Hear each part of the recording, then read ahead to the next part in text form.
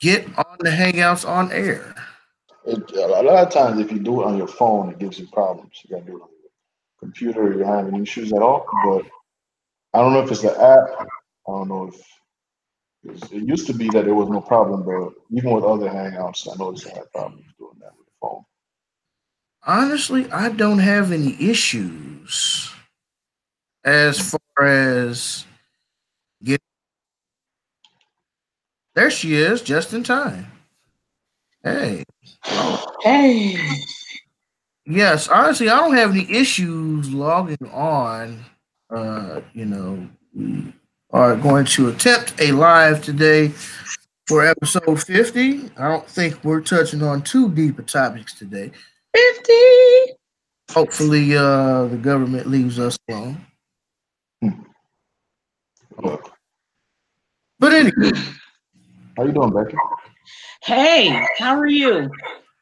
I'm doing good. You know, I'm a black man in America, so Thanks. good as I can. yes, sir. Yes, sir. I had sent the link to Brother Metu. Maybe he's busy. I am not sure. Uh, Is that but the brother? hmm, I was on the podcast with him that one time, and he was there with you. yeah, Okay. had to been him because everybody seems like they're too scared to come on. What did you do, David? I ain't What do did you nothing. do? I just tell the truth, and people be like, "Oh, you know, looking at me like I'm the bad guy."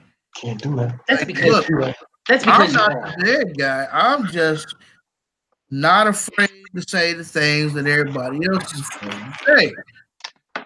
And people get that misconstrued, with like hate, I guess. I'm I don't like, know. I think they misconstrue your passion for anger. That's what I think.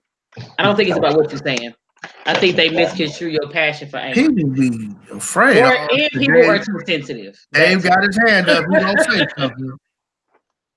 He got his hand up. He gonna say something like in our um family meetings when we have to discuss things as a family. And then I'll be having my hand up waiting to speak next. And then, They be like, this man, they be trying to hold your hand and stuff. And like, oh, I'm like, I ain't nothing to say nothing bad. they be looking at you like, please God, I hope you don't ask any questions today. I'm not gonna say nothing bad regarding the situation, but I do want to speak truth to power and ask the hard questions that everybody seems like they're so afraid to ask, and it's only because people aren't doing what they're supposed to be doing. That's all. That insensitivity, we have a prudeness in our community. It's almost like it's almost like we have this. I would say that the generation before us, just they were raised with this thing of just you're not supposed to say this or you're not supposed to say that, even if it is the truth. You're not supposed to say it in public. It's almost like this innate fear of something that really isn't anything at all. Mm, It's a nice mirror for you. I don't know. It doesn't matter. But yes, this is episode 50, the golden anniversary. 50 is always the golden anniversary. So this is the golden anniversary of the Socially Conscious St. Louis podcast. We have one half of Ultimate Black Man Radio, the Mm. protagonist, straight out of Florida, and Black Bean Soup. We got Yannick and on straight out of Black Bean Soup side of the game. How you doing, bro? I'm fine. How are you? I'm good, man. I'm good. Went out this morning, had some bids and stuff that I had to get out of the way. So, just trying to line things up. Got a couple jobs lined up for tomorrow. It is lawn cutting season. That's awesome. So, I know certain people in Florida kind of do work year round. But for St. Louis, we didn't get much snow. So, just been waiting on the spring for everything to jump back and all of that good stuff. But enough about me. We also have my co-host, man, the other half of the Socially Conscious St. Louis podcast, author, Beaumont affiliate, Rose. What's going on? Beaumont affiliate. We ain't from St. Louis. Yeah. We represent high schools in St. Louis, nigga. We don't represent nothing else. Right. What high school you from? Right. Oh, you from Sodan? Oh, all right, nigga. All right. What school you go to? I was on the Sumner side of the game. Yeah. Huh? I mean, Sumner, Slodan, Vashon, Holmont. Slumner. Slumner and Dumner. I am doing great. Have to work the evening shift with the white people. You know how they go. Yes. Congratulations on your promotion to work with white people. I'm very proud of you. Whatever. Hey, I'm King David. You know who I am, man. I'm the host of this here thing. And you know what? Huh? What was that? The troublemaker. Rubble rouser. Really, that is the black antagonist and not I. Mm-hmm. Just I don't know. You might have a beat. I'm just the guy who speaks on things that nobody else wants to speak on. Because you already know, oh, here come Dave. He gonna say something. He gonna say something we don't want to hear. Mm-hmm. Why can't this nigga just keep his mouth shut? Because the truth must be told. We are in the age of Aquarius. And the truth has to be told. We wanted the other half of Ultimate Black Man to be in the building, but you know how people's schedules are, and that's okay. That's okay. No problem. But you know what I really wanted to do? I wanted to get a panel together, and I wanted to discuss the Cardi B situation. Now, for those of you who have been living under the rock, Cardi B has admitted to being a rapist, a drug. I don't want to necessarily say a drug user, but she has admitted to giving men drugs to knock them out. She has admitted to being a thief, and this is not allegedly. This is what it is. She has admitted to being a thief. She has admitted to hiring trannies to sodomize men. That I didn't hear. Oh, you didn't hear about the trannies? No. Oh yeah. She says in her look, yeah, I hired trannies and them fuck these niggas. Yeah, I did it. Wow. So she admitted to all of these wrongdoings.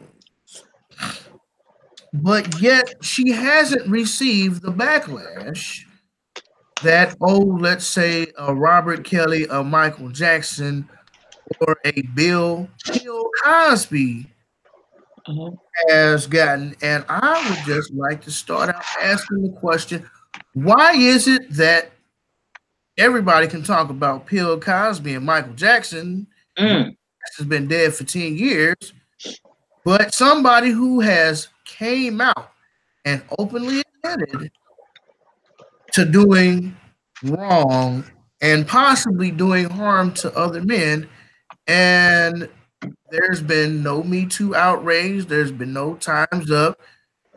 The ugly girl who was the leader of the Me Too movement, who said that it is not her job to prosecute white men.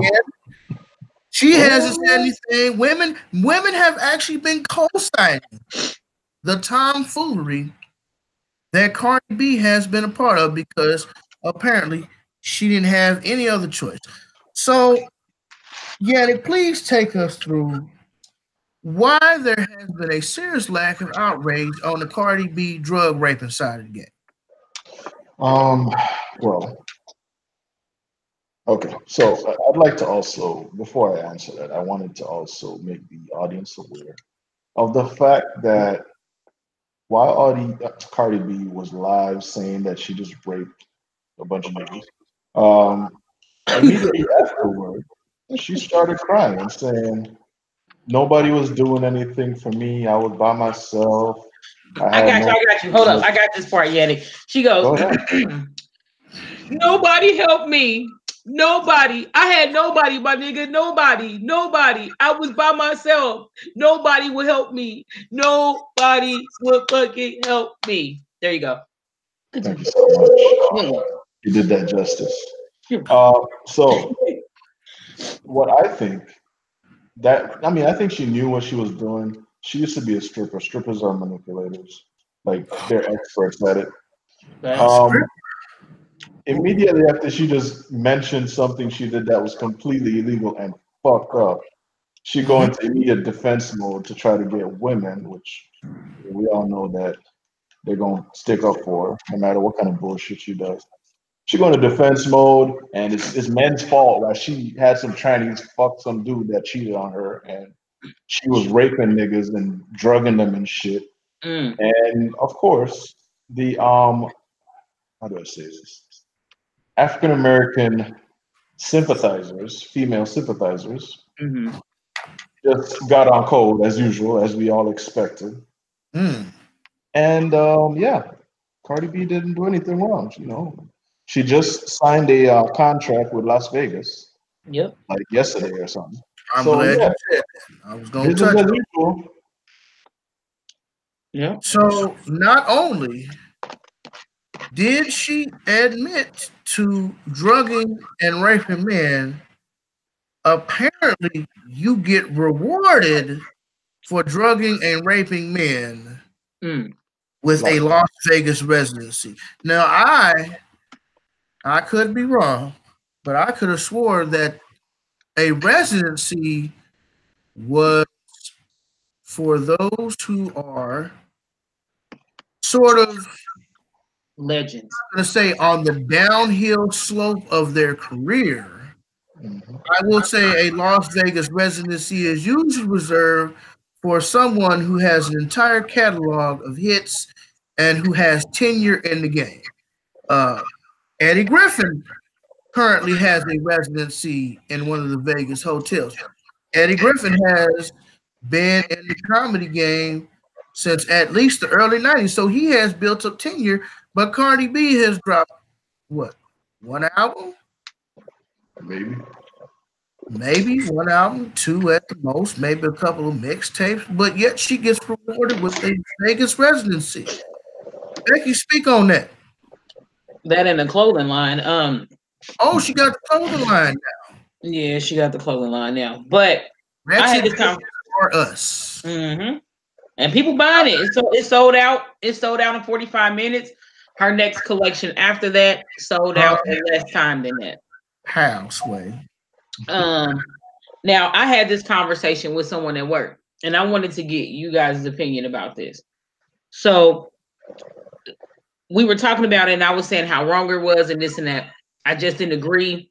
And I didn't. They was like, "Well, what about her sympathy?" I said, "I really don't care for her sympathy because we got men out here going to jail for less." Just recently, here in my state where I live now, a black boy just went to jail for 12 years. For 12 years for kissing a white girl when her and her friend weren't carded to get into the club that you had to be 21 and older to get into, and they both admitted that they never disclosed their ages to each other. So of course, if you're in the club, he assumed that she's of age, etc., etc. They didn't have sex, and that boy got 12 years. So for that alone, I don't have sympathy for that because we got black men out here going to jail for less. But this one girl's correlation to it was, well, because I said, well, if Bill Cosby can go to jail for soaking Cardi B, and of course they call me a hater, and I'm like, okay, well, help me understand your point. Her point of reference was, well, maybe she's getting leniency because she openly admitted it, and instead Bill Cosby didn't necessarily admit to anything until he got caught up and people came out against him. I said, so her actions make it better because she put her dirt out there for the world to see? I didn't agree with that. So they were saying that it's more digestible in a sense. If you're the one that puts your own dirt out there, and she tried to correlate it with comedians, how comedians put their own dirt out there so that can't nobody use it against them, so to speak. But I'm like, that's still not a valid excuse for what she did. There isn't any. So I wanted to know what you guys' opinion was about that. I don't see how her putting stuff out.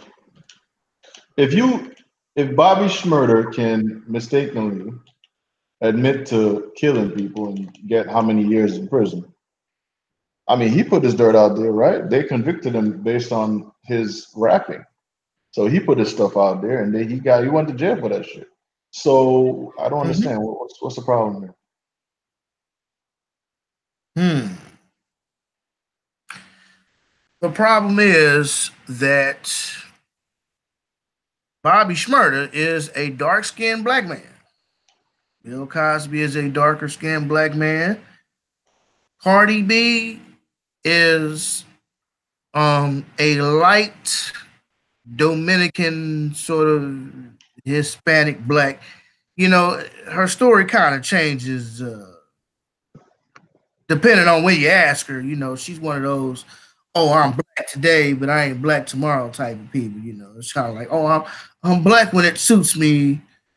I'm black and they black, and then next thing you know, like you're not black. So, Well, yeah. if we're being honest here, Dominicans are mixed with black and Spanish, right? But they don't claim the black part. They say they're Dominican. They won't even say they're Spanish, which I mean, at least they're not delusional, like completely delusional, right? But I mean, to completely ignore the fact that you have black in you, it's hypocritical. I mean, you know, they know why they're doing it too. I mean, it's true, but everybody has a little bit of black in them. True. And so the thing about it is, like, you can't be black when it suits you. You can't be black when you choose to be black.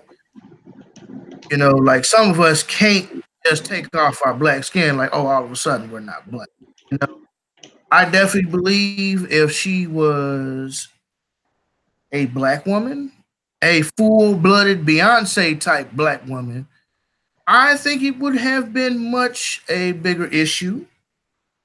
I do think that the culture has allowed Cardi B to do this, and the culture is not new. As a matter of fact, the thing about it is, feminism has taught black women that you have the same rights and privileges as white women. And that is clearly not the case.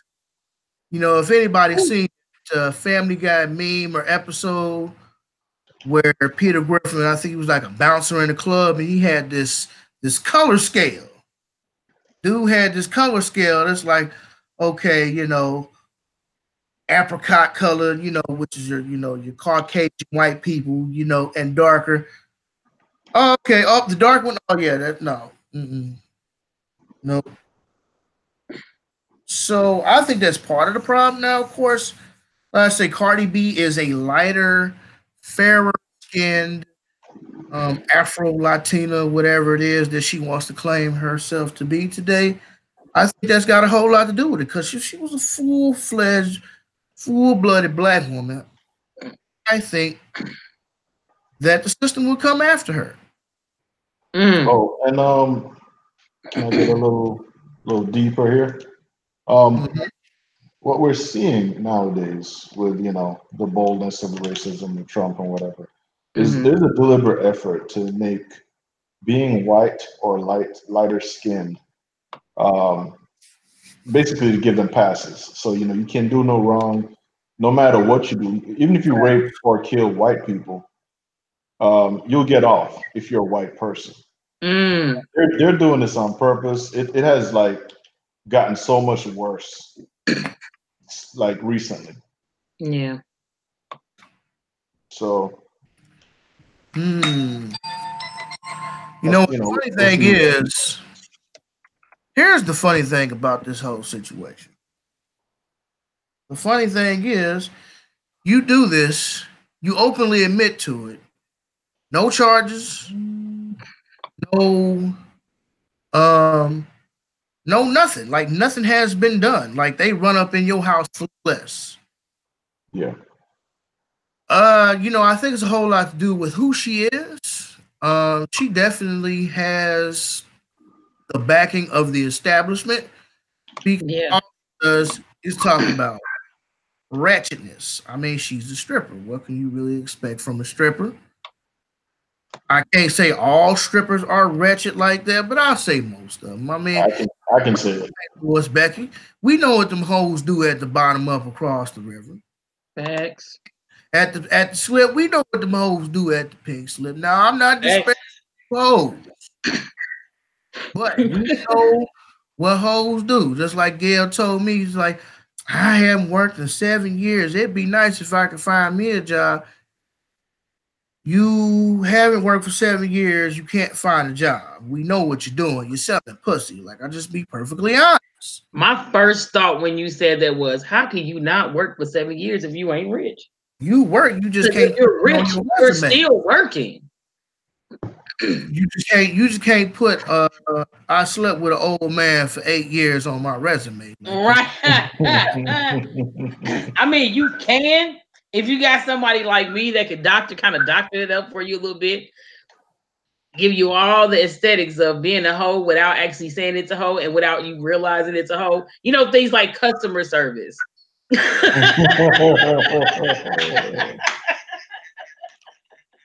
I'm just saying. Reminds me of an old one of the old Eddie Murphy SNL skits where he was a pimp. You want to change your career? Come be a hoe. Old school. If y'all know anything about Eddie Murphy and SNL, man, that's some old school. Yeah, baby. Now I will say that unraveling this onion that is Cardi B, like I say, she got the backing of the establishment because she's not talking about anything positive.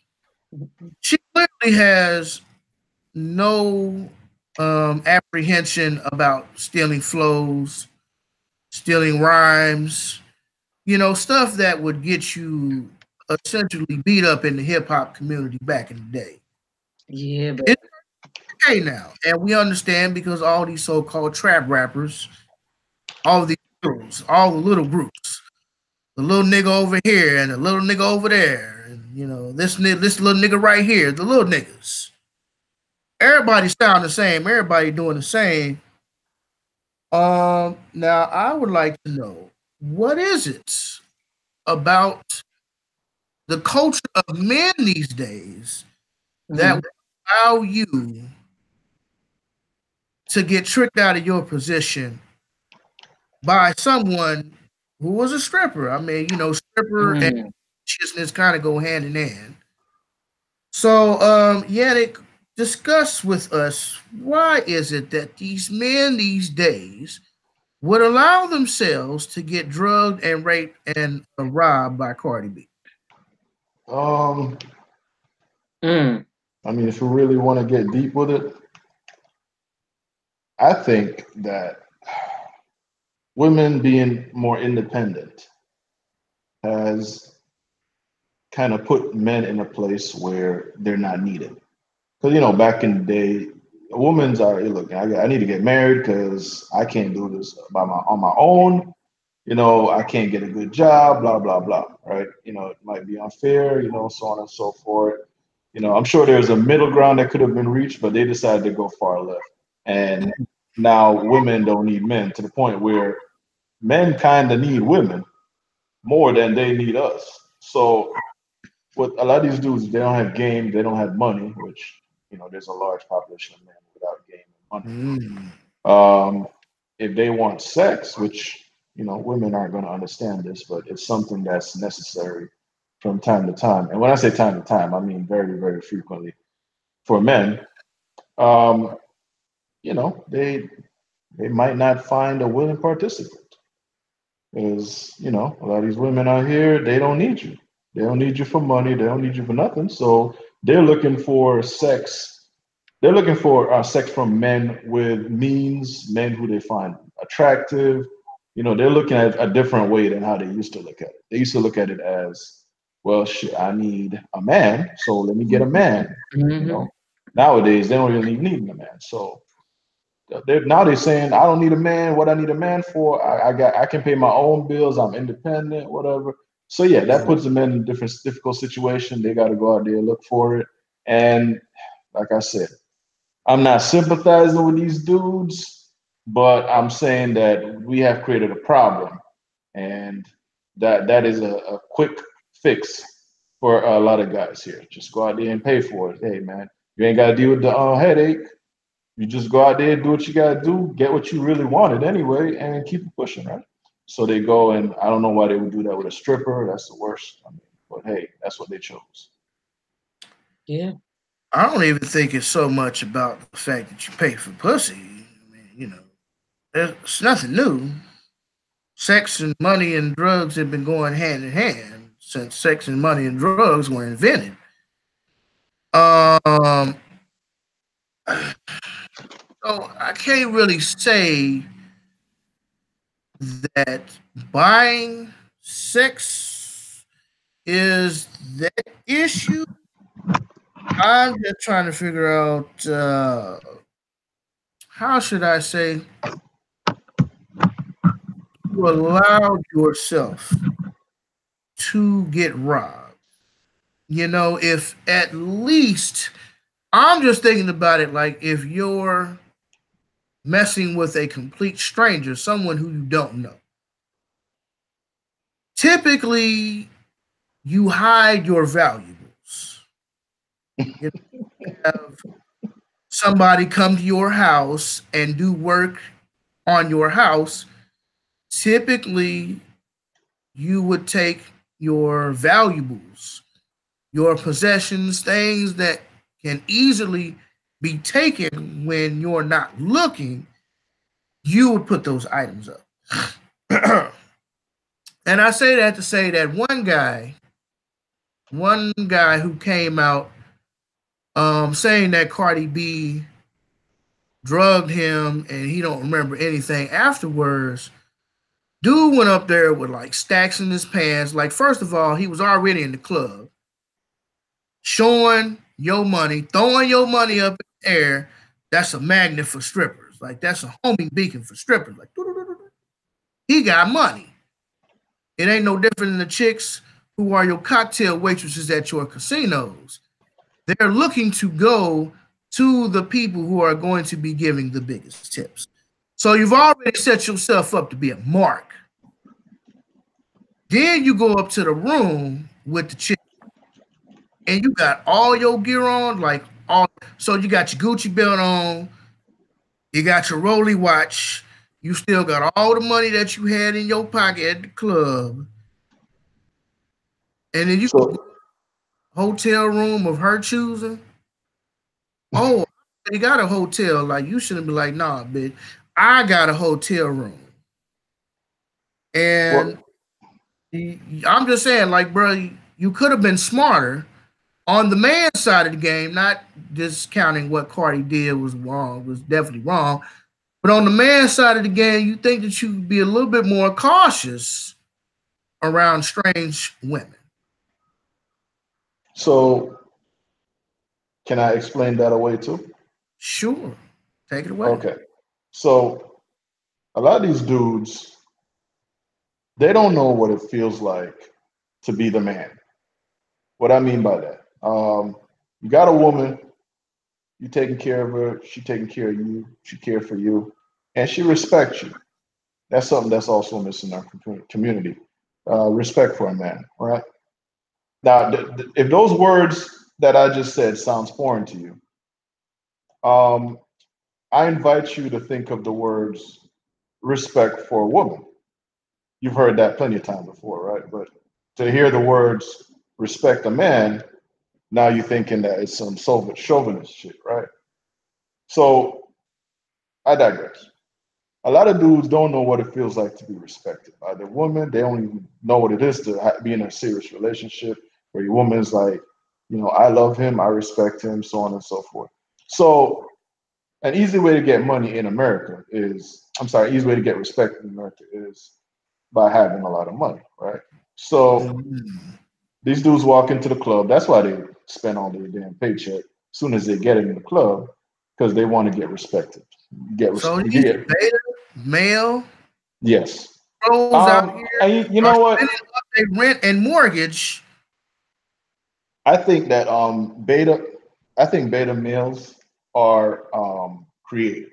I think a beta male can become an alpha male. It's just a mentality. You're not born as a beta. You know what I'm saying? Hmm. So these dudes, yeah, they have developed a beta male sensibility or way of thinking. Their mamas always told them they wasn't shit. They always told the little girls, the little daughters, that you can be anything. And what they tell their son, boy, go sit down for whatever, right?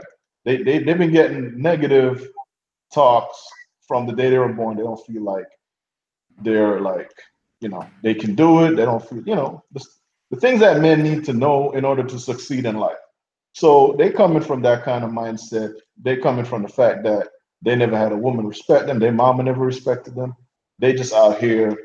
And anyway, so to answer your question about why would they leave their money around a stripper, right? It sounds stupid, but here's why they do it. These niggas don't know what love from a woman is. So Hmm.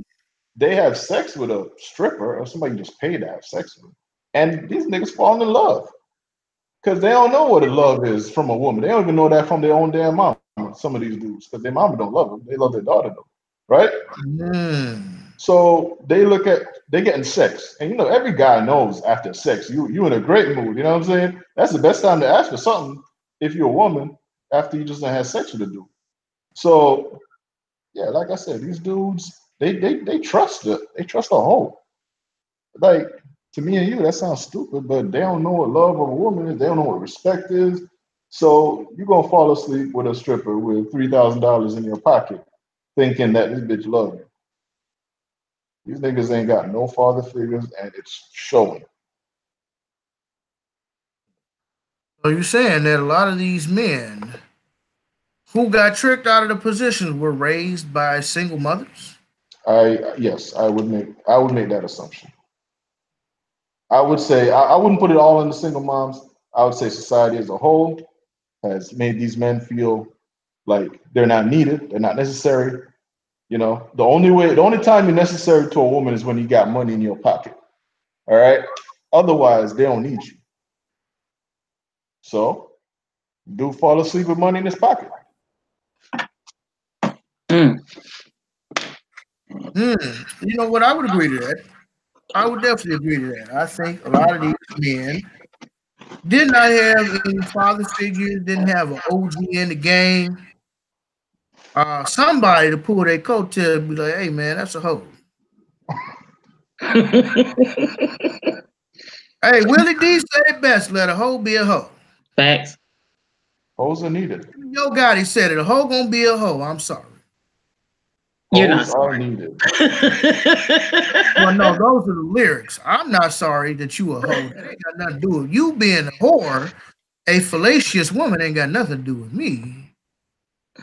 You dig? Can I can I ask Becky if she believes Yeah. that hoes are needed? Ah.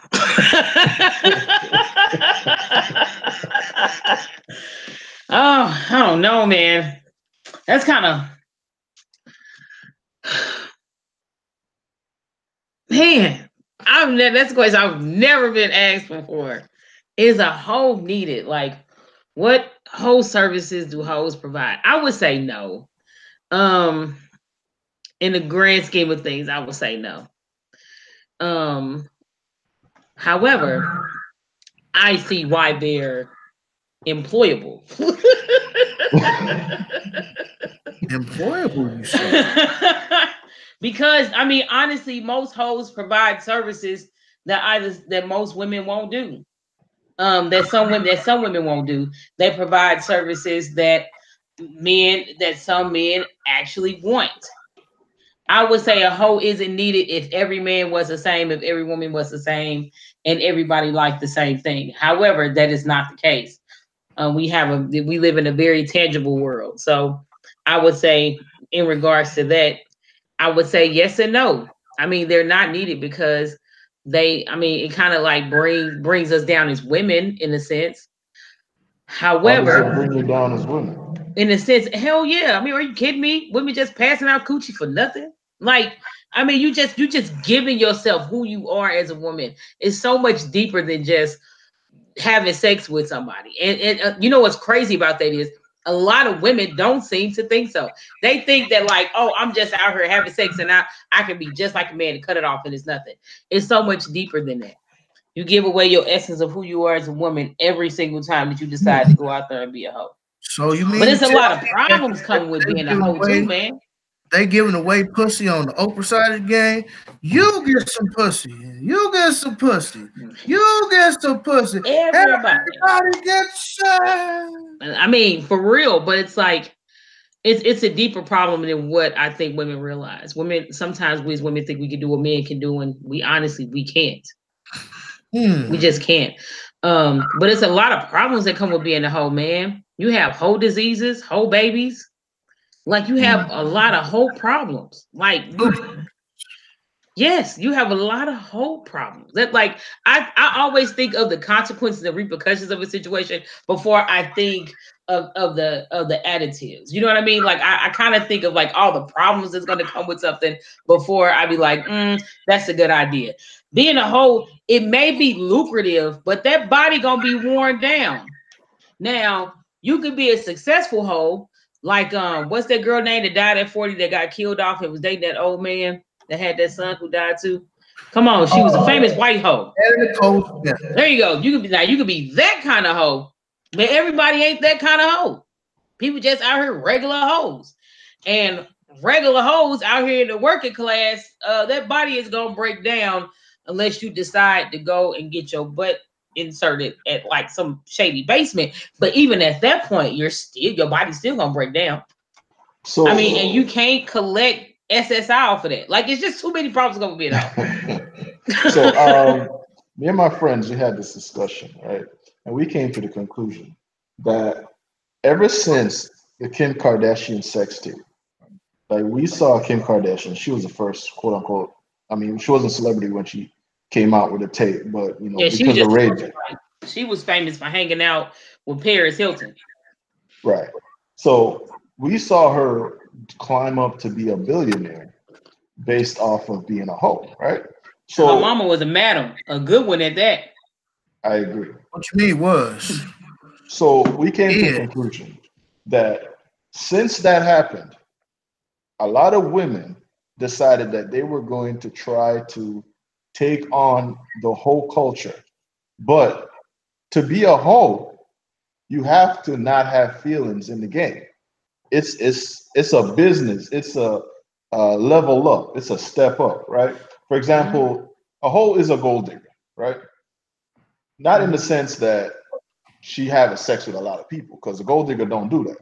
Gold digger targets one man at a time, and you know she makes sure that dude is papered up. She play by the rules. He might have his wife, he might have kids, he might have his whole family, but she ain't finna put his shit on blast, right?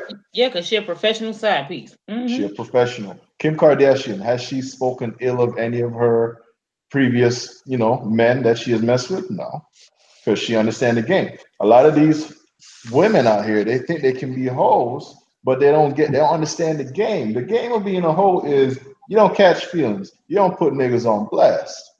You don't go on Facebook and air out all of your grievances in some, you know, some post. You don't name any names, but everybody know you fucking with this one nigga, so you must be talking about him. You know what they I'm need saying? a mama like Kris Jenner. Exactly. They want to play the game, but they want to play by the rules. So we came to the conclusion that a lot of these women out here, they want to be like Kim Kardashian, but they don't know how to play by the damn rules. And if they did, they would be successful. Damn. Yo, on that note, bro, we just got Brother Uhuru Metu Jalo joined us in the building. Peace to you, God. Peace to the family. I got a question for you, brother. It's the first question I got for you since you the freshest one in the building. Are certain individual whores because they lack the talent to be successful on their own. That's Repeat that question. Do certain individuals revert to whoring because they lack the talent to be successful on their own? Yep, I will agree because it goes hand in hand with dope dealers. You selling dope because you can't get it's something you lacking in certain other things. But back to the whole thing with Cardi B. See, she was a predator. She's looking for these beta males that y'all was talking about because I've been to the strip club and women will say, "Let me buy you a drink." I've had strippers say, "No, I'm gonna buy you a drink." boy Nah, says I'm not going to trust you to give me a drink. And as an alpha male, you're the one in control. You know, I can't let a woman buy me a room. I can't trust that. right. I just can't. You know what I'm saying? Because I'm an alpha male. I'm the one who is in charge. Because my philosophy is if I can't, what was it? If I can't lead you, I don't need you. They trying to stick you in your pockets. And I'm not a man, and that sounds like a setup. A chick trying to buy you a room and a drink. I mean, I had numerous of women say, you know, I by me catching the bus, I'll drop you off in the Metrolink. I'm good. I'm all right. No, you won't get me. You're not gonna get me. You know, because the thing is, a lot of people are just there's a bunch of underground stuff people don't know about. You got organ snatching, you got people getting kidnapped for sex. But the thing is, they don't know me. You know, you might try to set me up and you lose your life. You know, and I would rather just take the lead. If I can't take the lead, I'm all right. I'm all right. Just for my own safety, living here in the hills and wilderness of North America. Somebody got to die, and it ain't gonna be me. I mean, because the reality of it is, whenever a black man leaves his home, house, or designation that wherever he's at, it should be a military maneuver. Yep, I agree. So now that the brother's here, do we have to keep it PG or? No. We've been keeping it PG before. I mean, not really. There might not be as many curse words flying around as it normally be, but we are having a serious discussion here. I almost hardly never disagree with Brother Metu, but I'm a complete agreement with you. You know what? The problem that I see is she says that I have to do this. I had to do this. I had to get the best producers. I had to get the best studio time instead of actually getting a computer and learning how to do it yourself. You know, when you literally have, and I think it's so easy for women to be in society because everything's handed to you. You can just go find a little simp dude, throw him some pussy, get the nigga weeded up, and next thing you know, this nigga paying for your studio time. You know, how many females get clowns, and I'm not even gonna call them beta males, I'm gonna call them clowns. How many females get clowns in their inbox all the time talking about, hey, baby, let me do this for you, girl. I want to do that, girl. I want to take you on trips around the world and do this, that, and the third. Women got it easy. Yeah, a lot of them do. I mean, but they look for those simp Negroes because the thing about it is, whenever I go on a date, we going Dutch. I'm paying for my shit, you paying for yours. I don't know you. I ain't paying for you. And you know, a lot of them and then you be surprised. A lot of women say, "Okay, all right, cool," because I'm not paying for your meal.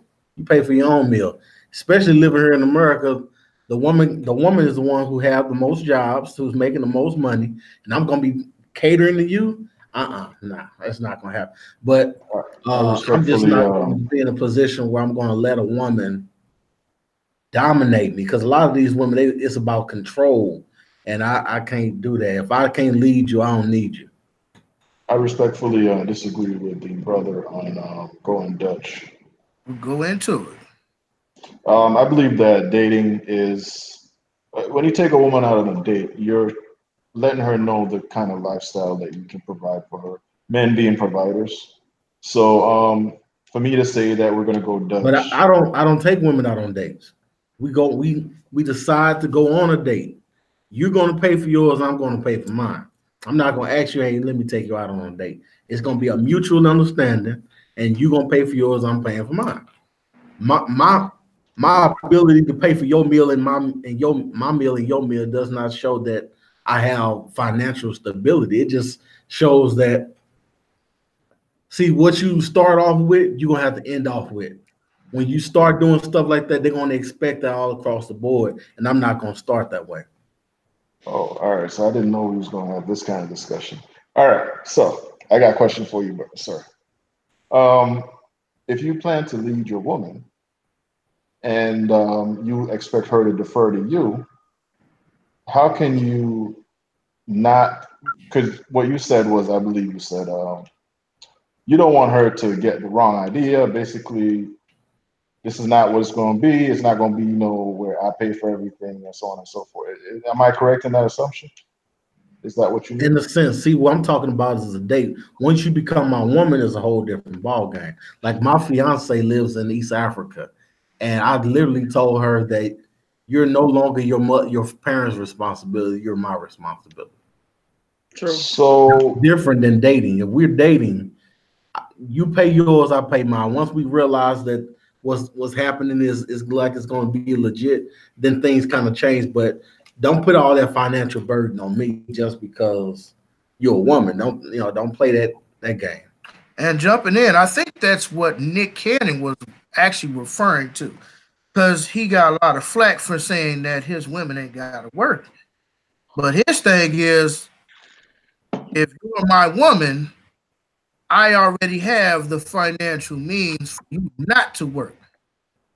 What are you gonna do? It's just like Eddie Murphy had a great joke back in the day talking about Johnny Cash and his wife. Like Johnny Cash has got $30 million and his wife goes to the boutique on Saturday. Okay, Johnny, look here. Here go $1,360 right there. I'm gonna add my $60. I think that when you're first dating somebody, first of all, let me say there's no right or wrong way to date somebody. Everybody has different techniques and different tools that they use. Going Dutch is one of them. Paying on a date is another one. I don't think it necessarily shows your financial stability, because certain individuals will try to go broke just to impress a woman. I personally, generally, I'll pay for the first one. I'll pay for the first one. I want you to pay for the second one. I'm not going to say that. I just want to see what your mentality is. I want to see where your head is at. Like, okay, I'll go ahead and make the initial investment. But what's wrong with transparency from the get up? Don't assume that she's going to pay the next one. Let her know. Let her know. So you have to be transparent. We can't keep assuming that other people went to the same school of thought. See, the thing is, bro, I'm not assuming, but this is the way it is. It's just like Aunt Becky. I might not have money today, or I might pay for her the next time. I want to see if you're going to offer. See, the thing about it is, I want to see what you're going to bring to the table. Okay, we've already got this initial establishment that we've already started. Okay. So, can I ask y'all? I got you, bro. Let me finish my point, and I'm gonna run it back to you. Sorry. Okay, we already established that. Okay, we're on this date. Okay, we had a good time. Maybe we didn't have a good time. Okay, I want to see what your next step is, because one of the things that I look in a woman is a sense of hustle, is a sense of what you got going on for the future. You see what I'm saying? So if I pay for the first one, this is just a hypothetical. If I pay for the first one, I want to see where your head is at for this. If there's going to be a second date, I want to see if you're going to be willing to dig in your wallet. It don't matter. It don't matter if it's a home cooked meal or whatever. I made the first move. Now it's your turn. I want to see what type of move you're going to make next. Yannick. So I'm going to ask both of y'all then. Do you guys have something against paying for a woman on a date? I don't understand why you guys are so against that. I'm not against it, brother. I typically I do pay the first day. That's just me. That's just who I am. I'm the type of person I will make the initial investment. I have no problem with that. It's just like dating to me is like the stock market. I'll make the initial investment. I'll put $5, $10, $20 in the pot. I want to see what kind of ROI I'm going to get, what kind of return on investment that I'm going to get from you. That's it. If I pay, I want to see what you're going to do next. Because if the chick was to take me out, hypothetically, or, just on the friend side of the game, if we go out and I say, hey, brother Metsu, what you doing this weekend? Let's go to African Arts Festival. It costs $20 to get in.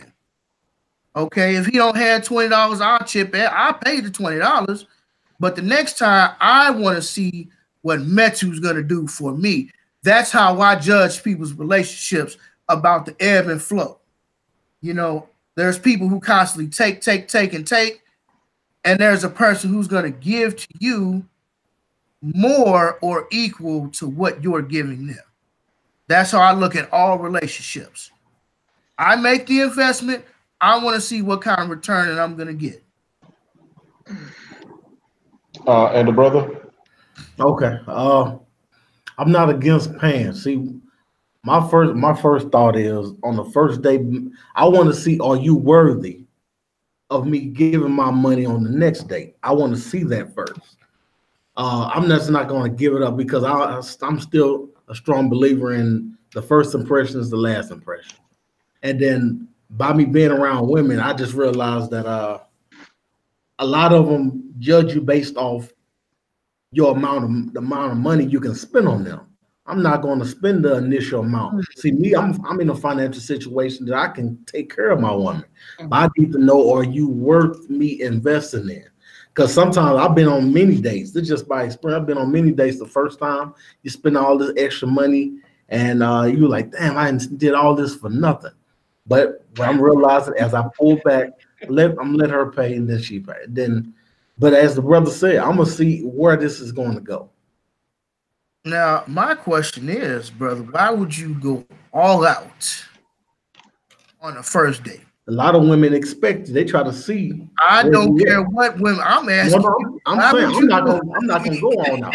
I've done that before. I'm not gonna go on like, out. I mean, that's just like, bro, like you playing poker and you just show your entire hand. You show your entire hand to your opponent. Oh, this is what it is. This is what I'm working for. No, I'm not gonna never do that. But what I'm saying is like, some women do. Let me ask this brother this question. What I'm saying is like this: if a woman invites you out on a date, are you expected to pay? That's for me? Yeah. If a woman invite me out on a date, I probably won't go with her. So you're expected to pay? Yeah, I'm expected to pay. Oh no. But then let me finish. If a woman invites me, this is just me. Because many women have invited me out. If you invite me out, I'm not paying. I shouldn't be paying for myself or you. Well, you send me the invite. Well, brother, let me finish my answer though.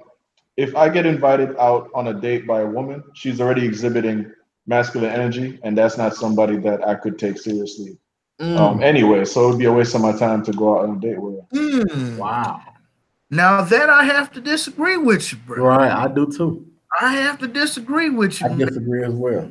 I didn't hear him. I'm sorry. I said, all right, go ahead. No, you go ahead. That don't mean that she's masculine. That just means that she's assertive. Assertive. All right, let me tell Becky what I said. If a woman were to invite me out on a date, my thinking is that she has masculine tendencies because I'm supposed to lead as a man. I'm supposed to ask her out on a date. So it would be a waste of my time to go on a date with her at all. So the thought of who's going to pay for it wouldn't even be a factor because I'm not going to go on a date with a woman like that. Wow. Now they're saying that they disagree with that. I mean, now, look, like I say, there's no right or wrong. There's no cookie cutter. I mean, brother McCook, he's married. He's happily married, happy wife. Ain't got to worry about these problems. Doing the thing. So obviously, what he believes working for him. I think that's what we need to establish, that everybody has different methods and techniques. Personally, I would love for a female to be open and honest enough to say, hey, brother, I like your swag. I like what you got going on here. Can we go for a cup of coffee? Can we go for a walk in the park? I'm not saying that you got to plan everything down to the last little bit of detail. Okay, at 2:05, we're going to be at the park. At 2:15, we're going to be doing this. At 2:30, like, I'm not saying that, but I always love that scene in that Alicia Keys video, You Don't Know My Name, where she comes to Mos Def, say, hey, brother, I've been watching you for a while. I see you coming here. You order the same thing every time you come into the cafe. Look, brother, I'm off on Thursday. There's a park across the street. Would you like to join me? And dude's like, oh, okay, yeah, okay, I'm cool with that. Because sometimes us men don't notice the women who notice us. So sometimes it takes for a woman to open up her mouth and say, hey, I think you're cute. And you know, if you've been around the block, you kind of know when a woman's bullshitting you. I've had quite a few females bullshit me, but you can kind of tell off of the energy that they give off. So what does Becky think about all this? Because she's been pretty silent. Becky? What is my opinion? What is your opinion? You are married. Metu's engaged. Well, I'm sending one out the bunch. If we talking about women asking men out as far as just going out, I don't see anything wrong with that. I think how you present it as a woman can have the appearance of masculine energy. You can't just walk up to no guy as a woman and be like, hey, yo, son, let's go out to dinner. Be here at this time, at this place. Like, you can't be all aggressive with it. But if you walk up to a man, hey, I think you look nice, et cetera, would you mind going out for coffee? What's a good day that works for you? If they agree. That type of conversation. Now, I heard that that's how they do it in New York. You know the New Yorkers got the strong person. Hey, yo, a nigga, I like them Timbs, nigga. What's up, nigga? We going to My thing is, if a woman came to me aggressive like that, like, hey, look, we going out to eat tomorrow at this time, this, that, and third, that lets me know we fucking. So I'm like, all right, cool. I can't rock with you on that one, bro. I mean, if a sister come to me aggressively talking about this is what we going and never introduced herself, like, look, this one, I'm like, shit, we fucking. All right, so now, do you even want to sleep with somebody like that? Is my question. I mean, look, hey, if you come to, obviously she has an agenda. God damn it, I'm coming with an agenda as well. I would be. It's like a young MA asking a nigga out to dinner. You understand what I'm saying? Like, that's like young MA asking a dude out to dinner. That I couldn't imagine. That's how I feel about the masculine energy. I mean, because I've had a woman literally call me and was like, Metu, I want you to come over to my house, just chill over for the New Year. Go buy me some drinks and we gonna sit and talk. I'm like, nah, if I'm buying a drink on New Year's Day, New Year's Eve, just to hang out, we fucking. Oh no, we the beta males say that you're supposed to invest time and energy before you fuck. That's what the beta males say.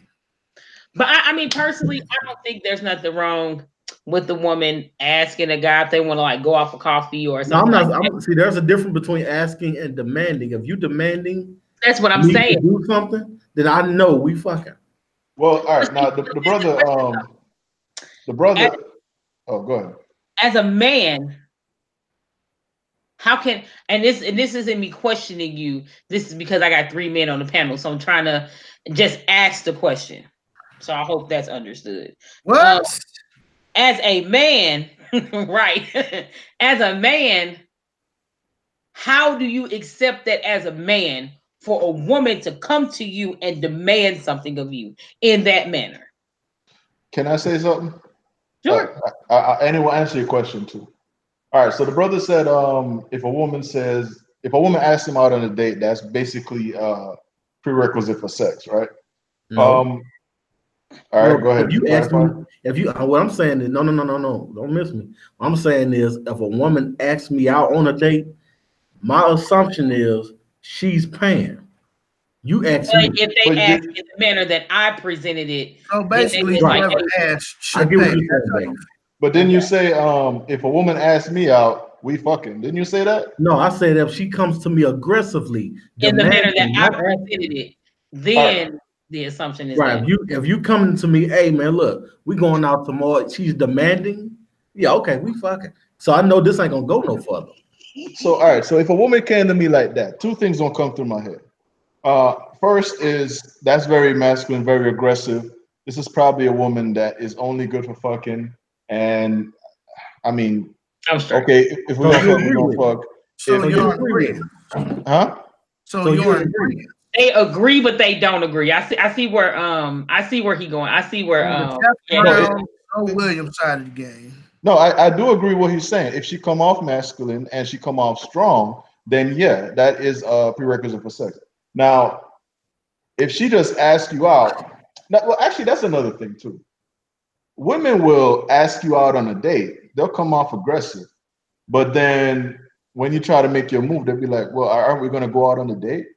Because you see, a lot of women they have masculine moms because their mama had to do it on their own. The father wasn't there, so she had to take on the father role, and they don't know how to be feminine. So she might really like you and want something serious from you, but she don't know how to ask you properly. So she kind of exhibit a masculine way of coming off aggressive. Hey, you know what's going on? I want to go out on a date, whatever. So you go to pick her up and you barging in the door with your dick out, like, and she's like, wait, hold up now. We're not going on that date. So all I'm saying is I agree with you, but up to a certain point, because a lot of times men misinterpret what women are like, the signals that they're giving. So you can't always be like, oh, she asked me out on a date. Real tough, dude. I'm about to fuck.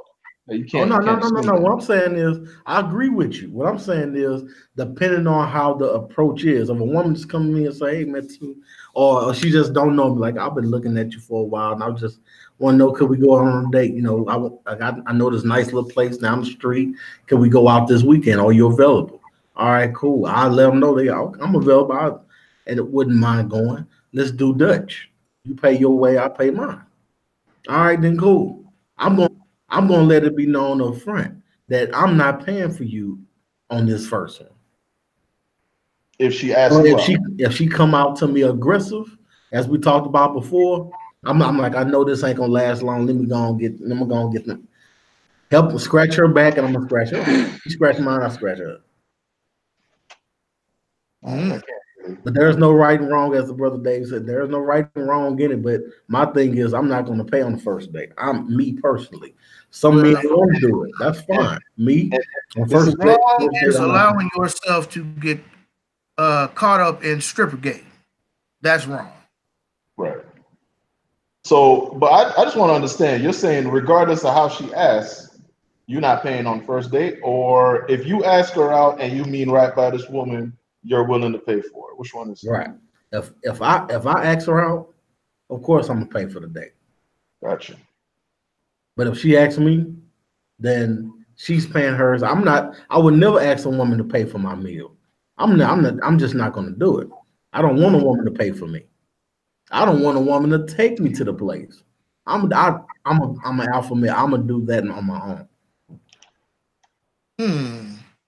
All right. They call me the antagonist, by the way.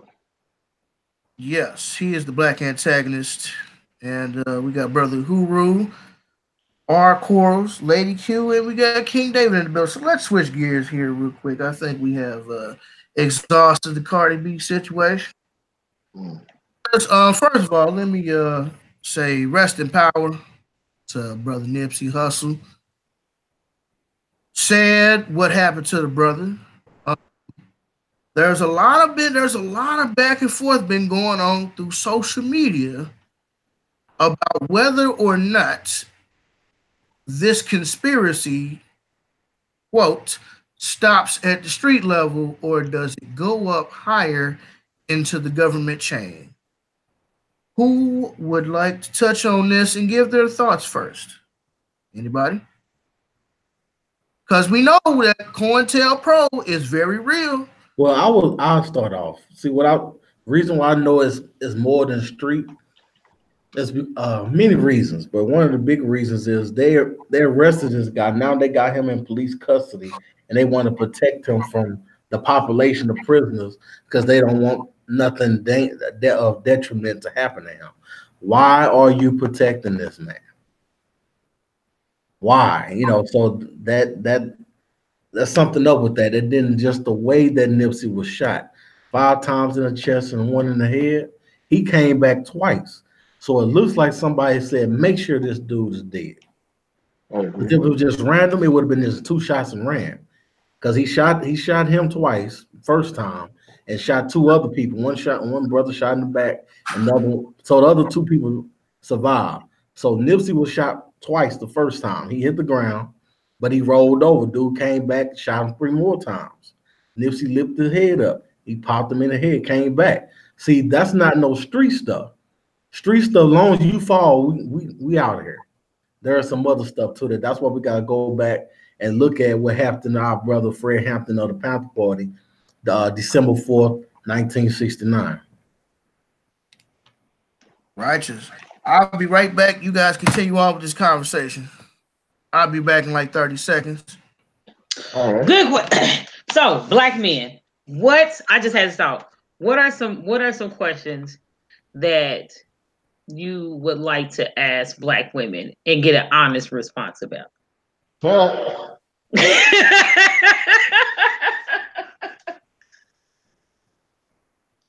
Why do you idolize white women so much? Whoa, that's a good one. I'm the black antagonist. Nice to meet you. I just want to say I gave you that name, so let's just start there. Let's just start there. You're welcome. But no, in all seriousness, in my opinion, that's a multi-layer question, because honestly, I can say from my experiences growing up, when I was younger, I wasn't taught about like my history. I wasn't taught about how my blackness or likeness thereof is important. And the only black person that I saw on TV was when I watched gymnastics, and Dominique Dawes was like the black girl then. And I can honestly say when I was taken out of like an inner city school and put into an all-white school. It was literally maybe 4 black kids, and I was one of the 4. And white people at that time gravitated towards us because there wasn't any black people around, kind of thing. So we were almost like a rarity, like a rare find, I guess. And it's almost like, even at that particular time, I was having an identity crisis because I really didn't know who I was. I wasn't raised with who I was. And honestly, all I saw on TV was white people. And it's almost like our parents were kind of taught the same thing. They weren't, even though they grew up in the age of like the Black Panthers and this and that, it's almost like, well, to be employable, you got to have straight hair because white people got straight hair, and you have to be less threatening to white people. And white people are the ones that are getting all the men, getting the good jobs, being taken care of, while we left with babies. It's kind of like a statistical thing, but I think that's something that we were raised into. To be honest, it was something we were raised into. I will say, even when I was coming up, at one point, I wanted to be white. I didn't want to be black because I associated black with having issues, having problems. I associated black with being poor. Like, I associated black with everything that I was surrounded by because I didn't have any knowledge then of the actual strength of my people, of my ancestors, things of that nature. Now, so that's a multi-layer question. Yeah, for sure. Do your I want to talk about your elders, but you're fine. Yeah, people in your family reinforce this thought that you had? No. You ain't got to finish that question. No. Not at all. It was things that I had to learn on my own. Thankfully, I had, like, after I got out of middle school, going into high school, I had teachers that came along, like I would put myself in certain programs, like the African American history programs. Like we actually had those programs when I was in high school. And I had teachers like roughly around my 8th grade year who really honed in and taught us like the roots of Africa, like all of that stuff before they started kind of whitewashing the schools. Like in the Black community, we had teachers who would solely teach on that subject. We didn't just get it for one month.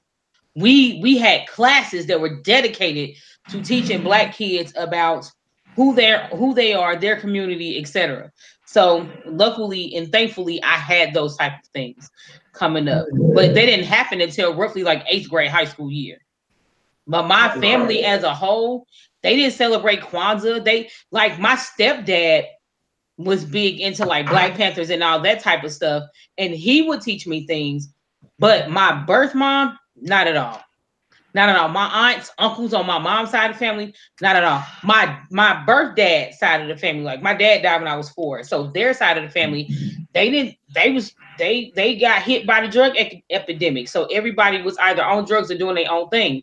But my stepdad, if it wasn't for Glenn Moore, it's a lot of stuff that I would not know about the Black community that I know. Before Dave takes back control of the show, I wanted to ask you one more thing. Since you said that you're going to be honest. Sure. This is something that a lot of Black guys really hate that Black women won't be honest about. Mm-hmm. Now we know that Black women do a lot of deflecting, and a lot of times they'll do something, but then they'll be like, "Oh, Black men do it," right? So now my question to you is, who is more colorist? Is it Black women or Black men? Ooh. I would say Black women. For sure. Black women will say that Black men are colorists because y'all will pick a white woman over a Black woman, and that's their idea of colorist. You know what I'm saying? Like, whatever. But I would say, in my experience, from what I've seen, I would say Black women. Just based off of, we have colorism against each other. We're already, and it's sad because women will already size each other up based just off of what they dress. We ain't even touch the skin color.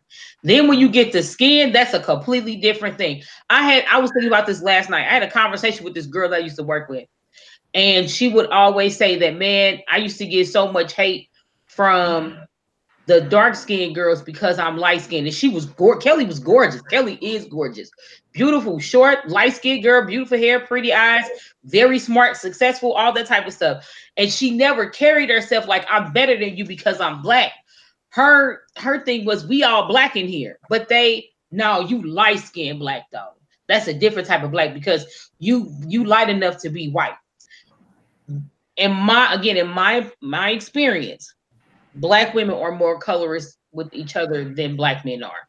1,000%. And it's on a completely different level. Well, what I would say about that is that, first off, I wouldn't weigh one over the other because this is a problem that white people implanted in us. So this is their problem that we're dealing with. So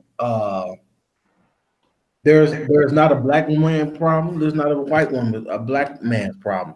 This is a family problem that we have to get away from, unplug from white people and stop acting like that. We're doing what they would do to solve their problems.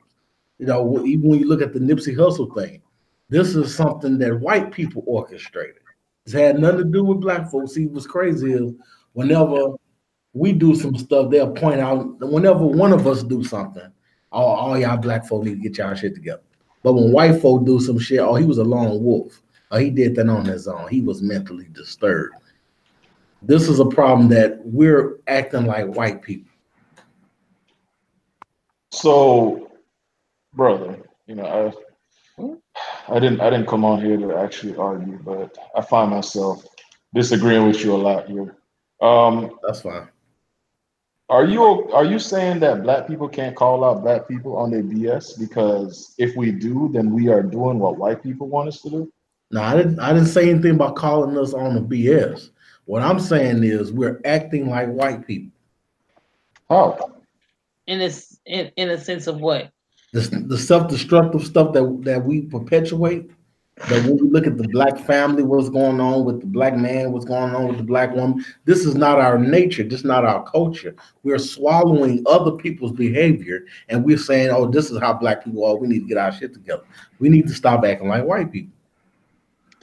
So, but you're saying what we're saying then. I can understand that to a certain degree. I agree with that to a certain degree, because it is true, like when it comes to certain things about our history and culture and things that are going on now, that sometimes, you know, we as black people, we do take those narratives on and we carry those, and we allow ourselves to carry those, and we burden those within our community when it really isn't our nature or culture. But in regards to this specific situation, as far as colorism, I can't deny what I've seen. I mean, I can't deny that. Like, and I can honestly say, I don't hear white people talk about colorism. They may talk about it in a different format and that I'm just not aware of. But I can say I don't hear white people talk about colorism amongst the black community. I just don't. But they don't even talk about it amongst their own. So there is no, oh, he's too white or he's not white enough. They all white. And as far as they're concerned, they do talk about each other. That's why they go get skin tan lotion. That's why they I'm too pale. Girl, you sure you might as well go get you a tan. Yeah, but no, it's not the same, man. They don't hate each other because of the skin color, or they don't hate each other because of the skin. Well, let me finish real quick. Okay. They don't put a hierarchy within their own community based on skin color. So you're not going to see a white woman say, oh, my daughter her skin is white as snow, so she is going to be, she's going to make it in life, or she's so beautiful because her skin is so white. If anything, is the opposite, where they're like, oh, man, you need to get a tan. You're really milky white. And, I think most people would agree that anybody who's too white, it just don't look right. So they don't put a hierarchy on it, where we do, where we're like, that baby's dark skin, he ugly. You see, they don't say stuff like that. These differences that we are fighting amongst each other with, you say this colorism, where are we getting it from? I'm just getting to the root of it. We're getting this from them. When you've been robbed of your land, robbed of your name, robbed of your history, robbed of the knowledge of yourself, you take on the characteristics of other people. We just don't attach to them. We acting like white people. White people don't like your nose. They don't like your lips. They don't like your skin. They don't like your skin. They don't like nothing. They don't want you. So when we see each other, we acting like them. Nigga, they don't like it on us. Let's be clear. They don't like it on us. But they like it. They love it. They pay for it. They want to be us so bad, and they can't. They love everything about us but us. Right. But see, here's the thing. Everybody, and it's just like one of the things, I can't remember which comedian said this, but they said that, I think it was Eddie Griffin, maybe. Everybody wanted, no, Eddie, y'all know his name, Chris Rock. That was Paul Murray. He said that everybody want to be a nigga, but don't want to be a nigga. This is the thing. So, my thing with this situation is, when it comes to white people, you can get a tan, this and that. However, that tan is still going to go away, and you can tan so much yourself to a certain extent. They're still going. They may talk to you and probably be like, "Hey man, why you tanning? You white, you want this and that." But they're not going to treat you any differently because you get a tan. No matter how much you tan, they're not going to treat you any differently. Black people, what we do to ourselves in the community is we don't tan. But black women, like, we still pit each other. We pit ourselves against each other based off of skin color. Not all the time, but sometimes we do. Like, I wouldn't talk about something I've never seen before. Because we're acting like white people. Just because white people don't say what we say, don't mean that they didn't teach us to say what we're saying. Okay, that's true. Let's get back to the subject. I don't know how we got. Okay. Because you stepped away and I asked them. Yeah, you asked the question, and these niggas and took it down. They were asking me memory lane, the yellow brick road. down the hole, the red pill, blue pill, like Jesus Christ. We need to get back on topic. We only have so much time. These things all day long. Because I was just having a similar conversation with a brother this morning. I'm like, bro, look, me and you speak the same language. We can sit here and chop it up all day long about what's wrong and what's this and how the Bible is this and the Torah is that. And we can have discussion all day long. But eventually we need to parlay into finishing this podcast up. So it's regarding Nipsey Hustle. I would like to add some historical context to it. COINTELPRO. Yes. Intelligence program. Mm-hmm. The hating ass Negroes, niggas, as you know them all as, them haters, the perpetrators, the government informants. The same brother who I'm not sure if he was a part of Malcolm's I'm pretty sure it was the same dude. He was a part of Malcolm's detail and the Black Panthers detail. Eugene Roberts. Thank you, bro. See, that's why I like Metu. Metu, he got them names. He know who I'm talking about. This brother, nigga, ain't no different than what's the name? Shitty. Eric Holder. Eric Holder. Right. Yeah, his name's Eric Holder, but his street name is Shitty. Right. Shitty Crip. They call him Shitty 6-0 because niggas on the streets already knew what he was. This is a man who has papers saying that he's a snitch. Whole ass information. One of the things I heard was that someone gang raped him and he shitted on himself, and that's how he got the name Shitty. Yep. I don't know how true it is, but brother, if that's the case, my condolences to your booty hole. I don't feel sorry for the niggas booty hole. Bum ass nigga. The booty hole is innocent of it all. The booty hole said, look, nigga, I just want to expel. I don't want to inhale. I just want to expel all of the waste. I don't deserve this. I don't want stuff to go back in there. I want stuff to come out. I don't deserve this. Somebody save me. But as I said earlier, this nigga shot Nipsey 5 times in the chest, 1 time in the head. That was an assassination. Right. I call that. See, people need to see when they put these movies out, it's a projection of reality. There's a thing called a Manchurian candidate. Yep. So something triggered this guy to do it. And the way he did it is like, come on, man. That's it's because I understand when people talking about what the Dr. Sebi documentary he wanted to put together, but the brother was already moving in a way that they wasn't friendly with from the giddy up. Exactly. See, here's the thing. Everybody who strictly says that he got killed because of Sebi's documentary have not been following the brother at all. But my thing is, even with that's a piece of it, but that's not. That's a piece of it. But what I'm saying is, there are multiple talking points as to why Nipsey was a target. That is the point. That's a fact. So I'm just strictly speaking on those individuals who say, "Oh, he coming out the Sebi documentary. That's where they killed that nigga." That's small, right? Sliver of who he was and what he was about. Not to mention Marathon Clothing Store, not to mention Vector 9, which is a workspace for people to use their infrastructure to be able to help with their businesses and different things like that. Not to mention the fact that his father is African. His father is Eritrean.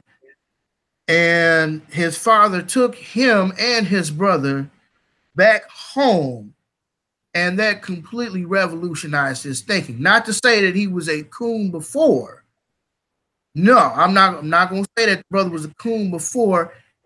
That trip to Africa just allowed him to get more perspective about who he is and how the world is. The man has always been a hustler. He was self-made from the get-go. He was pumping his CDs on corners, out the back of his trunk, basically. I mean, and then look He at did. the hustle mentality this brother had. Thank you. Where he was selling his stuff at, he ended up buying that lot. Damn.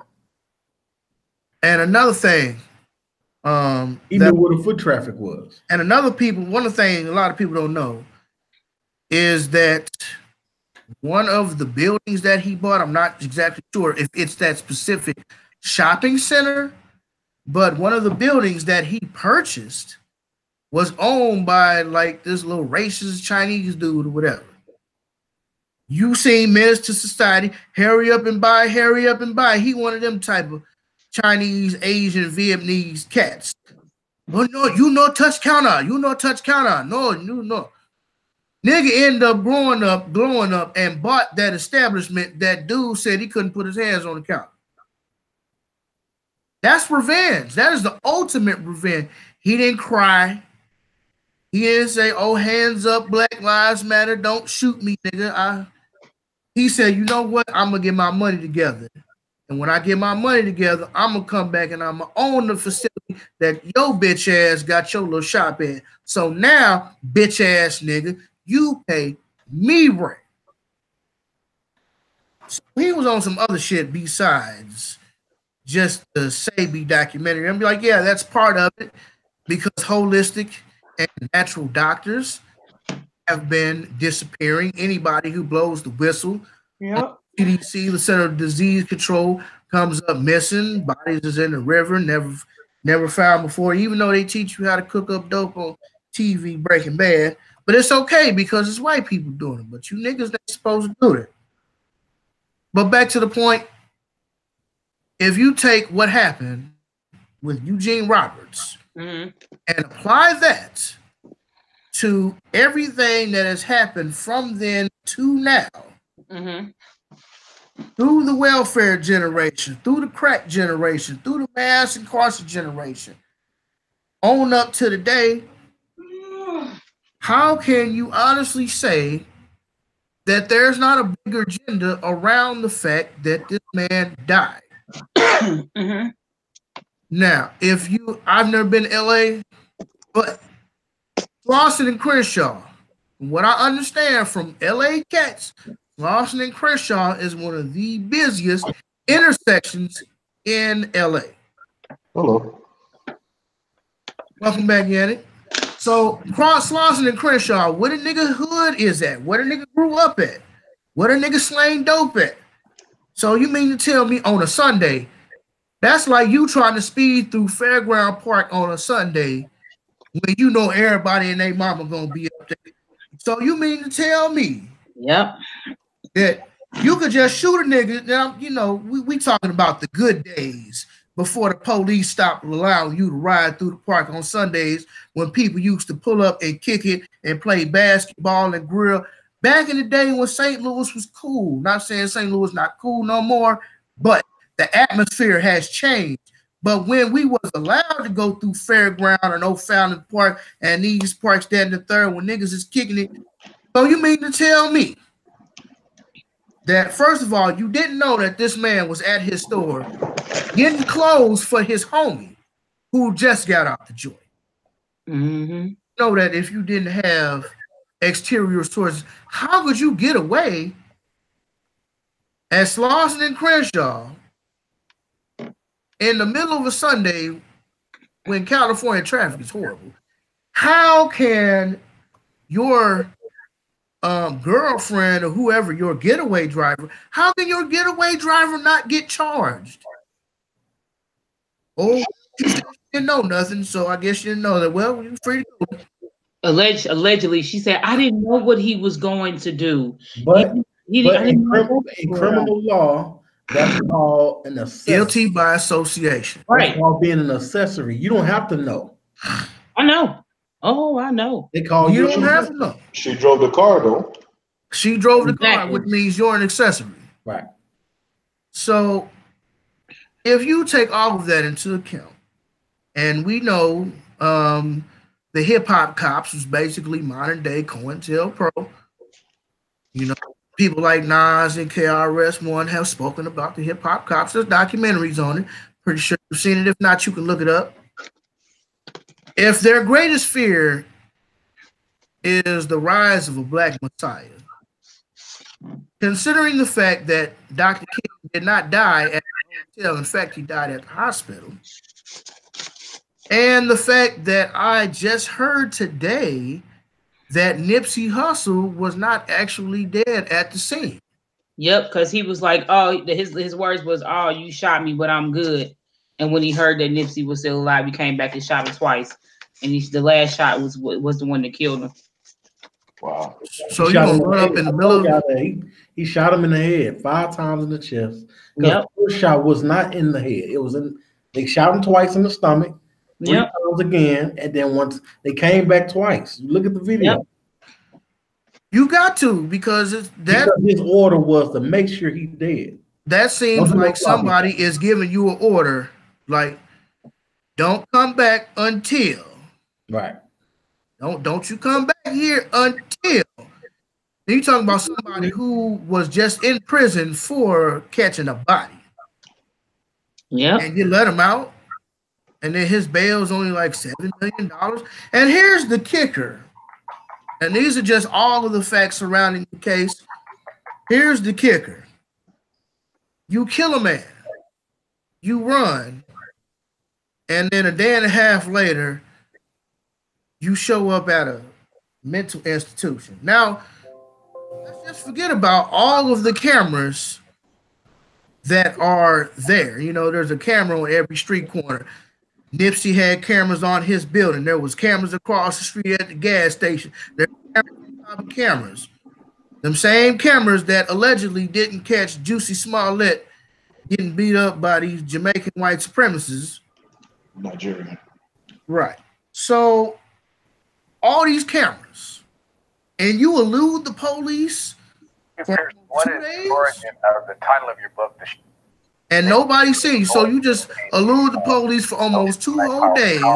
And then somebody said when it looked like the nigga got arrested, looked like he had a fresh cut and some clean clothes. So somebody said, like, how can this nigga, he don't look like he been on the run for 2 days. Looked like he had a chance to stop by the barbershop, ate it up, go get some new fresh clothes and some new Jordans just so you can get arrested. Be like, ha, look at me. Well, and then they put you in protective custody. And his lawyer. Let's not forget about his lawyer. First of all, where the fuck you dig this nigga up at? You ain't seen this nigga since the OJ trial. Where the hell did you dig him up? And how did he get on the case so fast? Because he was on the payroll. So as soon as dude gets arrested, hi, I'm his lawyer. So nobody say nothing to my client until I've had a word with him. Nigga, where'd you come from? What'd you say, Metu? You said he was already on the payroll? He was already on the payroll. Does he still work for the state, or is he a private lawyer? Wait a minute, I'm sorry. I'm not sure. I'm pretty sure he's a private lawyer. Well, that just makes it worse. I mean, you know, all of them are in cahoots. I can't say all of them, but all of them are in cahoots anyways. You know, the system's not set up for you. But you mean tell me you handle this nigga with kid gloves? Oh, watch it in the car. Don't hit your head. I'm just saying, for this not to be larger than just some gang banging BS on the streets, I think is completely absurd. There has to be something larger, because nothing adds up in this case. First of all, you know, ain't nobody really doing run-ups like that. Niggas usually do drive-bys, you know. And if the goal is for you not to be seen, how would you do it in the middle of the day in a crowded intersection? So you got out, went up, shot him, left, came back, shot him again, eluded the police for 2 days. Nobody seen where you went. You pop up at a mental institution. You got a high-profile lawyer. You're a government snitch, which is one of the reasons why Nipsey didn't want the nigga around here anyway, because you a snitch. And you mean to tell me that there's nothing larger going on? There's no bigger agenda. None. Agreed. I think we just gotta ask these questions, man, because people automatically assume like, oh, how come every time a black person kills somebody, you yell Illuminati? Because if you take a black man with knowledge of self plus money, let's not forget Nipsey was buying back the hood. He was buying back the block. You're doing the right thing. Every area that black people reside in, it doesn't matter where you're at. They want every black neighborhood that you live in. They don't want you to exist nowhere on this U.S. continent. They're gentrifying everywhere. And for a man with means, he has status, knowledge of himself, own his own company, own his own masters, which is something that he talked about in his music. I own my own masters. I'm just saying there has to be something else. It has to be, because also I like to point out something. It's a guy by the name of William Pepper. He wrote a book called Orders to Kill, the truth behind the murder of Dr. Martin Luther King. So now, with that being said, you mean to tell me there are orders to kill? But yet he just alluded them. Nah, these are orders. What that dude did, that was an order. Make sure he dead. Because any random nigga on the street would have just popped and left. I'm not gonna stay. Why would I stay? Unless I have orders to do so. Why would you come back? Why would you come back? This man fell. If it was a street battle, oh, he fell. Okay, okay, I'm gone. And this ain't fueled by nigga. I don't trust you. Get the fuck out of my face. It's more than that. No, that's way larger than just it's larger than me knowing that you a snitch and y'all you gonna get in your feelings and shoot. Nigga, everybody know you a snitch. I agree. On paper. There's got to be something more. But get a book by William Pepper. It's called Orders to Kill. The assassination of Martin Luther King was an order to kill. The assassination of Medgar Evers was an order to kill. The assassination of Fred Hampton was an order to kill. Oh yeah, JFK too. Even though JFK is not a black man, right? I mean, even that was an order. But we have to understand that this shit comes from the top down. This ain't no random nigga that shot this brother. Nope, Yannick. And it ain't just him. No, he's part of a bigger scheme. All right, Metu, let's get Yannick in here. Yannick. All I want to know is the getaway person, the driver. I just want to know if he went Dutch on the date with her, or if he paid for her dinner. I don't think she got paid at all, brother. Oh man, I think he paid for her deal. He might have paid. That's why she kept the calls running. He probably like, look, I'm just gonna go here real quick and I'll be right back. Keep the car running. Okay, so all right, so I guess going Dutch works. All right. I mean, she probably paid because he just got out the joint not too long ago, so he probably didn't have no money. So she probably paid for the first date. Okay, well, all right. But otherwise, I agree with y'all. Seems like it's a lot more than what we think. And he's going to bring 500,000 people to Washington. We don't care who likes this or not, as long as we know it. Hello? Yeah, you was playing something, brother. I was listening to it. Oh no, I didn't hear what the brother say. I think there is some more going on here, but at this point, what can you really do? I had an uncle that argued about the whole Nipsey Hustle situation. I will say that is a death. I'm not easily shaken, and I'm not a crier. I didn't cry for this one, but like that had me wake up the next morning, and I was asking myself, a lot of questions. And I was talking to David about it. I woke up like, what am I really doing with my life? What am I doing for my community? Like, what am I like? I've never had.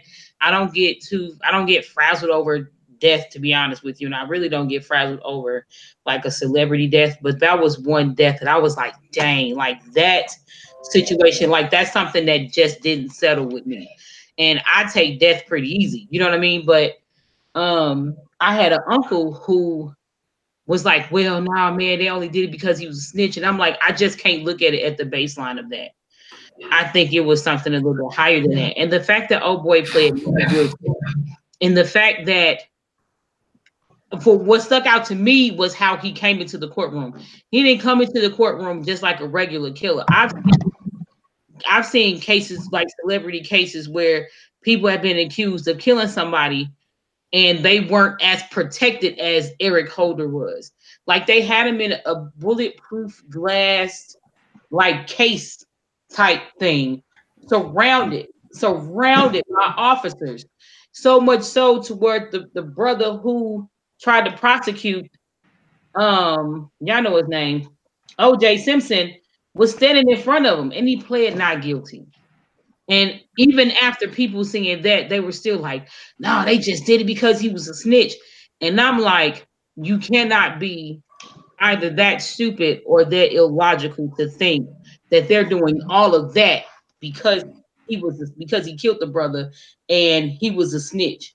And he got upset with Nipsey Hustle because he knew he was a snitch. Right. That didn't make sense. Righteous. And that concludes today's episode of the Social Conscious St. Louis podcast. I think we had a very good discussion. Yannick, how can the people reach you?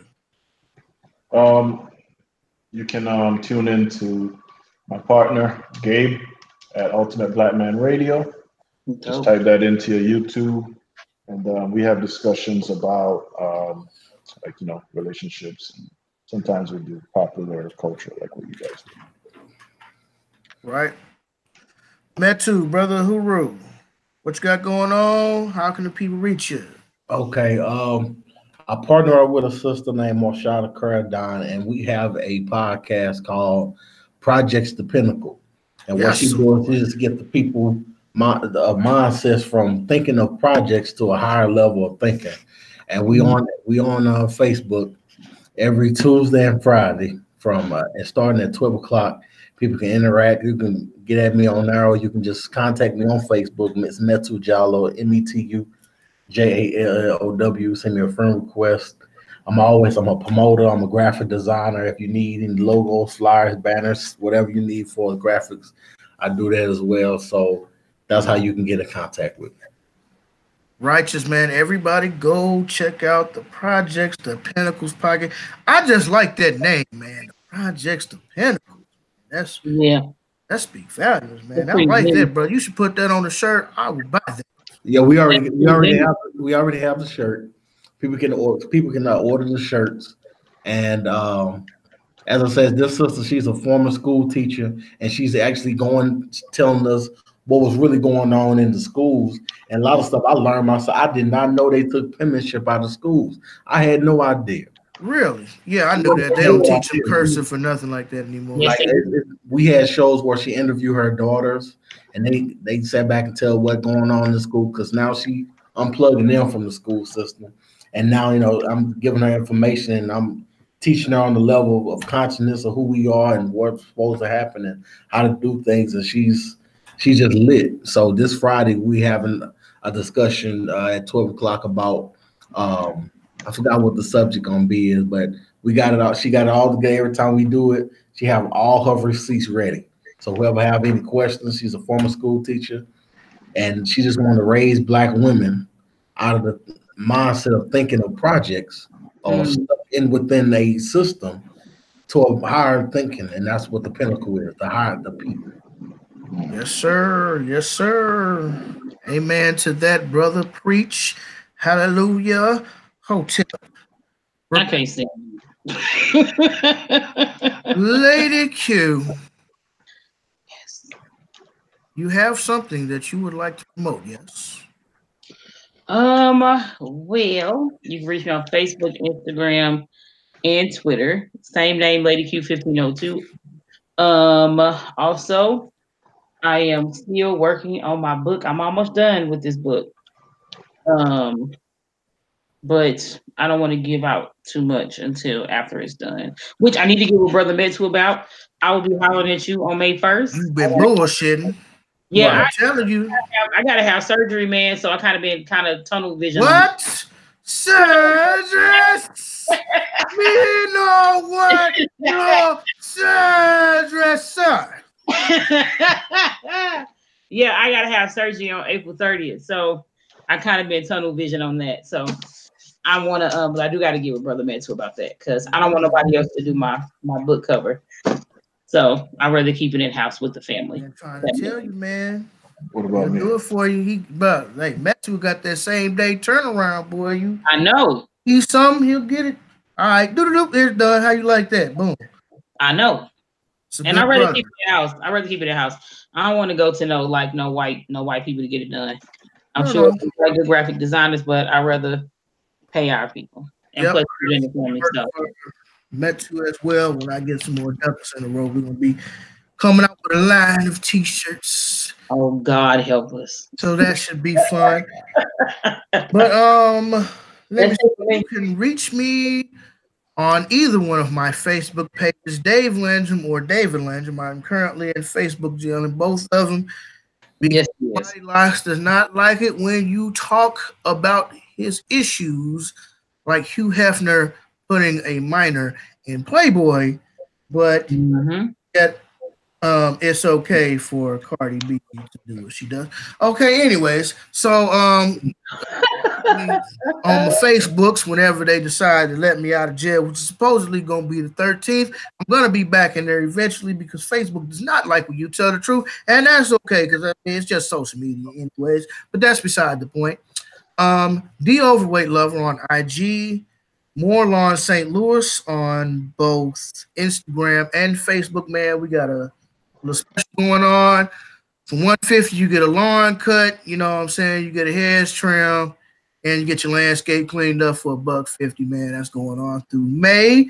So excited, man. Started my first week of mowing this week, man. Got some bids in the day, got some yards, got to hit tomorrow. And, you know, we're just going to continue to work that program. You know what I mean? I'm going to continue to do me. And, you know, we're going to take Brother Nipsey's example, and we're going to build off of that. So not to say that I wasn't doing that before. Nobody doing that before. But now is the time that we start circling our wagons around our people. Yeah, we also need to start, just like what the sister doing, whatever all of us are doing, support your Nipsey Hustles and all your community because it's a bunch of us. We don't get that support. Don't be a hypocrite on the day we die. Do it while we still here. Yes, I'm glad you said that, brother. Definitely go support the Nipseys in your community. Yeah. There's a good brother goes by the name of Oso Saifu on Facebook. Brother does wonderful copper jewelries from crowns, rings, necklaces, like everything. The brother's real crazy with it, man. Y'all go support that brother Oso Saifu. I'm not getting paid for this, bro, but I seen the man's come up. I seen where he was about a year and a half ago, you know, being out and about on the streets. I really see him taking his artwork to the next level, man. So y'all definitely go support that brother, support Metu. And this has been episode 50 of the Socially Conscious St. Louis podcast. Thank you, Y Mac, for joining us, brother. We really appreciate it, man. It's always good chopping it up with you. Brother Mac, man, we do some lunch sometime soon, brother. It'd be good shooting. Let's make it happen, brother. We doing Dutch. All right, I ain't got no problem with that. Man, you beat me to it, man. I ain't got no problem with being Dutch. Man, I was gonna say don't go Dutch. All right, guys, thanks for tuning in. Oh, by the way, you can now catch our podcast on all of your major podcasting platforms: the iTunes, the Google podcast, Google, Spotify, Anchor. It's a whole bunch of them. So now you can get Socially Conscious St. Louis podcast on other platforms besides YouTube. So check us out, man. Support us, like, share, subscribe. Hit that like button if you're a YouTube subscriber. And that's it, man. We'll catch you for episode 51. Peace.